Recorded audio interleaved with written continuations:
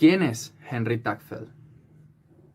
Henry Tagfeld fue un psicólogo social británico mejor conocido por su trabajo pionero sobre los aspectos cognitivos del prejuicio, así como por ser el principal desarrollador de la teoría de la identidad y por ser uno de los fundadores de la Asociación Europea de Psicología Experimental.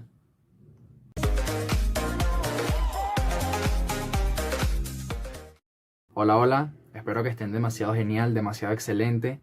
Mi nombre es Dani Rosales y el día de hoy quiero conversarles sobre la teoría de la identidad social de Henry Tagfeld explicado de manera sencilla.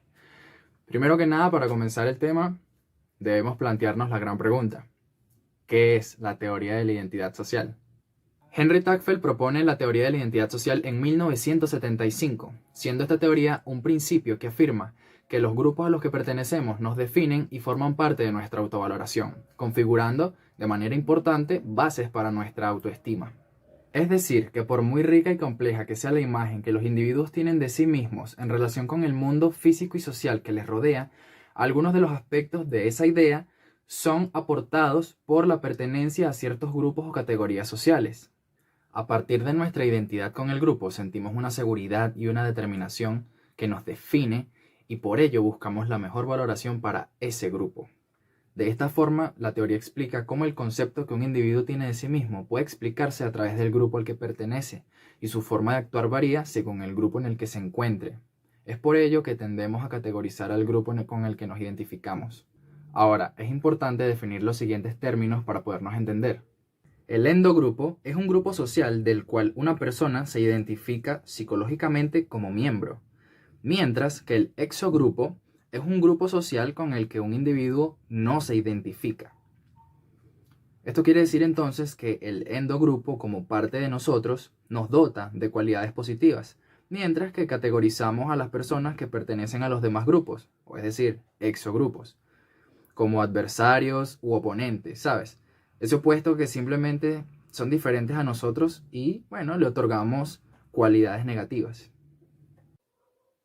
Ahora bien, el proceso a través del cual llegamos a poseer la mentalidad de endogrupo a exogrupo pasa por tres delimitadas fases en la creación de la identidad.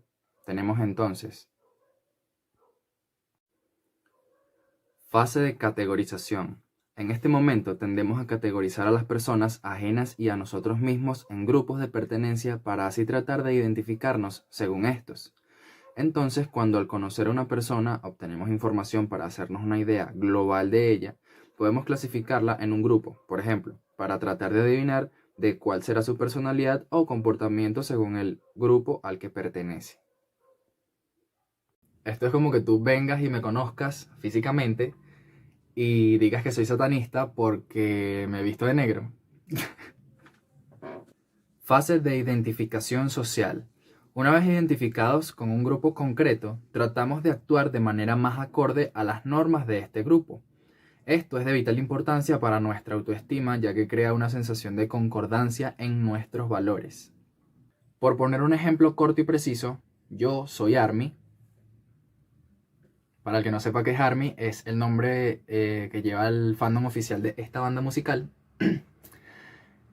Y nosotros nos identificamos como grupo que tiene unos valores concretos y tratamos de actuar conforme a esos valores. Y eso nos aporta estabilidad y hace que nuestro concepto de nosotros mismos sea positivo. Y por último tenemos la tercera fase, que es la fase de comparación social. Aquí nuevamente, identificados con un grupo concreto, tendemos a calificar negativamente a los miembros de grupos distintos, es decir, al exogrupo, creando una conciencia de grupo fortalecida y haciendo que nuestra autoestima se incremente.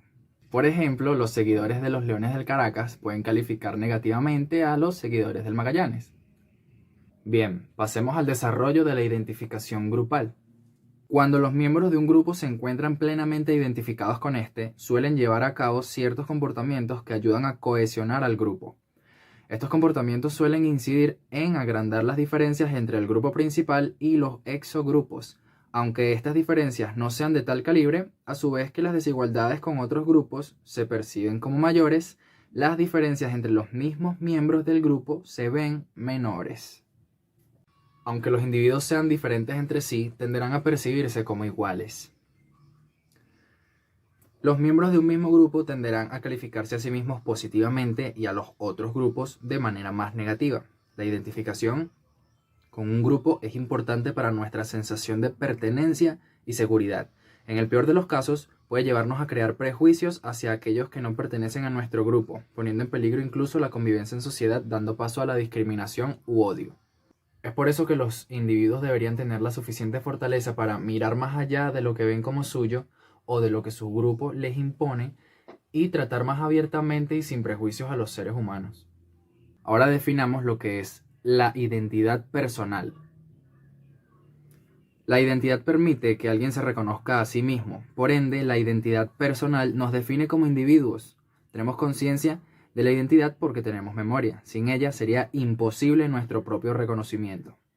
Aunque siempre cambiemos los puntos de vista, la convicción de que somos la misma persona en todo momento es una idea paradójica, dado que cambiamos cada día y al mismo tiempo no cambiamos. Por otra parte, en la identidad nacional, los acontecimientos más notables del pasado de un pueblo acaban formando parte de la conciencia colectiva de sus habitantes. El factor histórico de un país tiene un conjunto de elementos que lo definen, desde las tradiciones, idioma, gastronomía, hasta sus símbolos y todo aquello presente en lo cotidiano.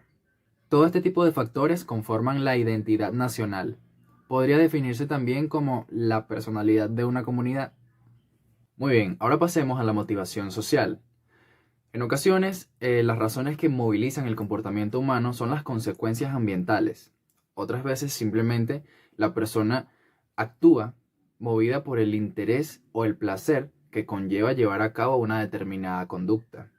Se suele definir la motivación intrínseca como aquellos procesos activadores del comportamiento por razón de las consecuencias ambientales derivadas de la realización de determinadas conductas. Entonces, la motivación intrínseca es la conducta que se lleva a cabo para satisfacer las necesidades personales por el interés o el placer de realizarlas. En el análisis psicológico de las necesidades humanas, se ha establecido la distinción entre motivos primarios o fisiológicos y motivos secundarios o aprendidos. A estos últimos también se les conoce como motivos sociales. Las necesidades sociales son necesidades aprendidas que se desarrollan y se expresan en el contacto con otros, es decir, se encuentran determinadas por el medio y la cultura. Entonces, la persona concebida como organismo y la persona concebida como ser social confluyen en el análisis de la motivación social. Ahora veamos el movimiento social. El movimiento social es un grupo no formal de individuos u organizaciones dedicadas a cuestiones sociopolíticas que tiene como finalidad el cambio social. Se caracterizan por tener actividades de interacción mucho más duraderas e influyentes en sus efectos. Ahora veamos qué tipos de movimientos existen. Transformadores. Sus componentes desean cambios sustanciales en la sociedad, a menudo con hechos violentos. Reformadores. Tienen objetivos más limitados, ya que aspiran a alterar solamente aspectos parciales del orden existente, las manifestaciones en la vía pública, por ejemplo. Y los redentores buscan rescatar a los individuos de formas de vida desviadas. Regularmente, los movimientos religiosos promueven movimientos sociales de gran magnitud. Entre las causas de los movimientos sociales tenemos sentimiento de poder invencible, contagio, sugestionabilidad, instinto primitivo y mecanismos de supervivencia. Ahora vamos con las fases de los movimientos sociales. Fase de emergencia. Existe un problema que hay que atender, se discute acerca de ello, se realizan reuniones, discursos, se establecen contactos con los medios de comunicación y surgen líderes de movimiento. En la fase de integración, surge cuando no hay resolución de un problema por parte de la sociedad o nace en respuesta a la acción represiva llevada a cabo por un grupo opuesto. Existe un líder, existen reuniones de masa o manifestaciones para impulsar conciencia, los medios de comunicación son de gran importancia para la difusión y se basan en alianzas con otras organizaciones. La fase de fragmentación y cese es cuando el movimiento social llega a un periodo de éxito, el movimiento comienza a fragmentarse o llega a burocratizarse en el tiempo. Y por último, las 4 razones de fragmentación. Número 1. El movimiento social consigue sus objetivos de manera que no tienen razón para seguir existiendo. Número 2. El movimiento pierde interés en sus objetivos, agota sus recursos o desaparece como consecuencia de la burocratización. Número 3. El movimiento declina por represión, lo cual hace difícil o imposible el reclutamiento de nuevos miembros. Y número 4. El movimiento se debilita porque sus líderes son tentados por la estructura del poder social que les puede ofrecer dinero, prestigio o recompensas para alejarlos de los objetivos del movimiento. Una vez más, espero que la información sea útil y de tu agrado. Muchísimas gracias por visualizar y nos vemos próximamente. Gracias. Bye.